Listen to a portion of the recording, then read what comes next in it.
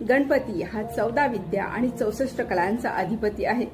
श्री गणेशाचे हे गुण आपल्या अंगी यावेत म्हणून आपण श्री गणेशाची पूजा करत असतो. या गणेशाच्या रूपाचं, गुणाचं, गणेशाच्या आजूबाजूच्या परिसराचं वर्णन करणारी एक ओवी मला विशेष आवडते.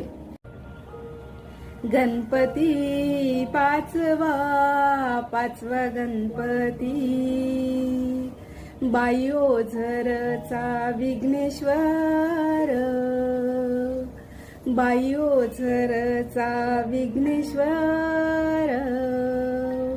लांब रुंद हाय मूर्ती, जड जवाहीर त्यात,